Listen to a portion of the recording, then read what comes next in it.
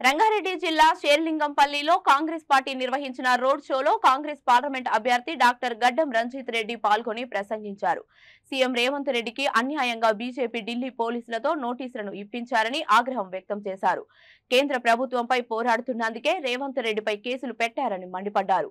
గతంలో ఎంపీగా ఉన్న కొండ విశ్వేశ్వర్ రెడ్డి ఈ ప్రాంతానికి ఏం ఒరగబెట్టాడని ప్రశ్నించారు.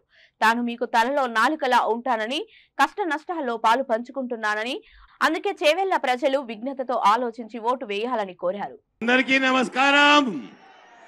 జై కాంగ్రెస్. హస్తం గుర్తుకే. ఈరోజు షేర్లింగంపల్లిలోని తుల్జా భవాని అమ్మ దగ్గరికి వచ్చి అమ్మవారి దీవెనలతో ముందుకు పోదామని వచ్చిన నన్ను ఆదరించాలని, దీవించాలని కోరుతూ వేదిక ముందున్న అక్కా చెల్లెలు, అన్నదమ్ములకు, ప్రింట్ ఎలక్ట్రానిక్ మీడియాకు, కమ్యూనిస్ట్ సోదరులకు, సోదరులకు, యూత్ కాంగ్రెస్ సోదరులకు అందరికీ నమస్కారం. మే 13న జరిగే పోరు ధర్మానికి, అధర్మానికి, సంక్షేమానికి, సంక్షోభానికి 6 గ్యారెంటీలు అని చెప్పి అన్న రేవంత్ అన్నను మీరందరూ దీవించిండ్రు.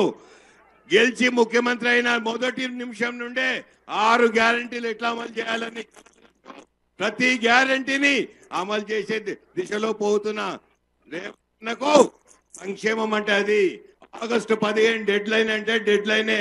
ఆ రోజు అందరికి నో డ్యూ సర్టిఫికెట్ వస్తుంది బ్యాంకుల నుండి. రైతు సోదరులను సంతోషపెట్టి అత్తలకు 4,000 ఇచ్చి, కోడలకు 2,500 ఇచ్చి ప్రతి బిడ్డను సంతోషంగా ముందుకు తీసుకుపోవాలని అన్న రేవంత్ అన్న చూస్తుంటే మొన్ననే కాంగ్రెస్ పార్టీ మన చేవెళ్ల గడ్డ మీద మేనిఫెస్టో రిలీజ్ చేసింది. 5 న్యాయ్ అని చెప్పి, 25 పటాకే అని చెప్పి ప్రతి ఒక్కరు, పిల్లలు, మహిళలు, రైతులు, శ్రామికులు హిస్సేదార్ న్యాయం చెప్పి ఎస్సీ, ఎస్టీ, బీసీ వర్గాలను కులగణన చేసి 50% రిజర్వేషన్ అయితే 50% ఎంత అవసరం ఉంటే అంత చేస్తా అని కాంగ్రెస్ పార్టీ చెప్తుంటే ఇక సంక్షోభం సృష్టించే బీజేపీ పార్టీ రిజర్వేషన్లకు దూరం ఉంటారంట, పేదరికం లేదంట. వాళ్ళ ఇష్టమా?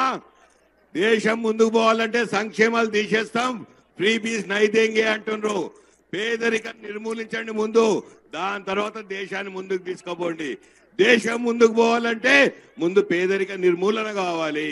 ఇంతమంది పేదింటి బిడ్డలు ఉన్నారు, ప్రతి ఒక్కరికి ఇల్లు కావాలి. అన్న చెప్పిండు మొన్ననే ప్రతి ఎమ్మెల్యేకు 3,500 ప్రతి సంవత్సరం ఇస్తా అని చెప్పిండ్రు. ప్రతి సంవత్సరం 3,500 అంటే 5 సంవత్సరాలు